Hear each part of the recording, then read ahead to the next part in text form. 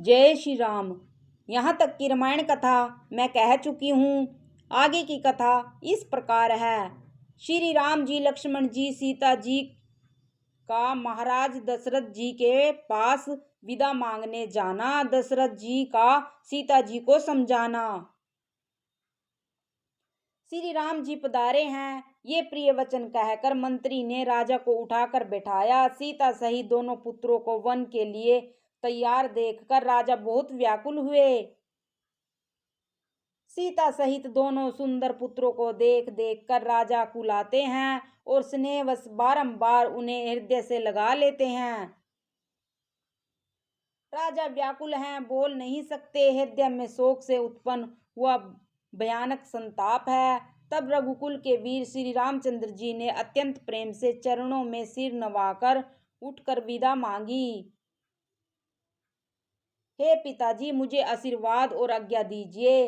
हर्ष के समय आप शोक क्यों कर रहे हैं? हे तात, प्रिय के प्रेमवश प्रमाद करने से जगत में यश जाता रहेगा और निंदा होगी। यह सुनकर स्नेहवश राजा ने उठकर श्री रघुनाथ जी की बाह पकड़कर उन्हें बैठा लिया और कहा, हे तात सुनो, तुम्हारे लिए मुनि लोग कहते हैं कि श्री राम चराचर के स्वामी हैं। शुभ और अशुभ कर्मों के अनुसार ईश्वर हृदय में विचार कर फल देता है। जो कर्म करता है वही फल पाता है, ऐसी वेद की नीति है। यह सब कोई कहते हैं, किंतु इस अवसर पर तो इसके विपरीत हो रहा है। अपराध तो कोई और ही करे और उसके फल का भोग कोई और ही पावे। भगवान की लीला बड़ी ही विचित्र है, उसे जानने योग्य जगत में कौन है। राजा ने इस प्रकार श्री रामचंद्र जी को रखने के लिए छल छोड़कर बहुत से उपाय किए, पर जब उन्होंने धर्म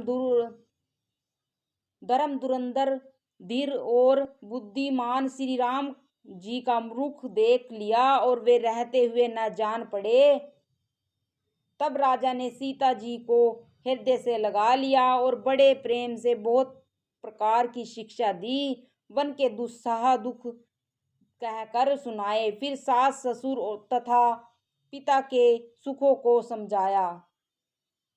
परंतु सीता जी का मन श्री रामचंद्र जी के चरणों में अनुरुख था, इसलिए उन्होंने घर अच्छा नहीं लगा और न वन भयानक लगा। फिर और सब लोगों ने भी वन में विपत्तियों की अधिकता बताकर सीता जी को समझाया।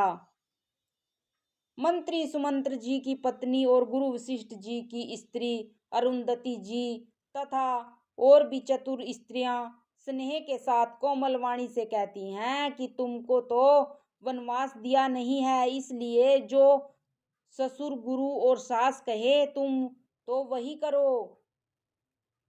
यह शीतल हितकारी मधुर और कोमल सीख सुनने पर सीता जी को अच्छी नहीं लगी। मानो शरद ऋतु के चंद्रमा की चांदनी लगते ही चिकाई व्याकुल हो उठी हो।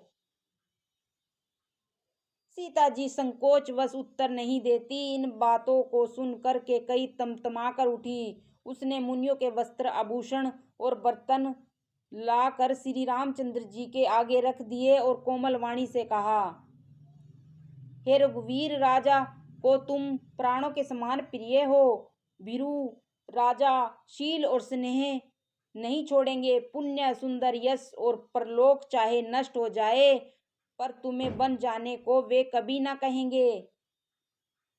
ऐसा विचार कर जो तुम्हें अच्छा लगे वही करो। माता की सीख सुनकर श्री रामचंद्र जी ने सुख पाया, परंतु राजा को यह वचन बाण के समान लगे। अब भी अभागे प्राण नहीं निकलते।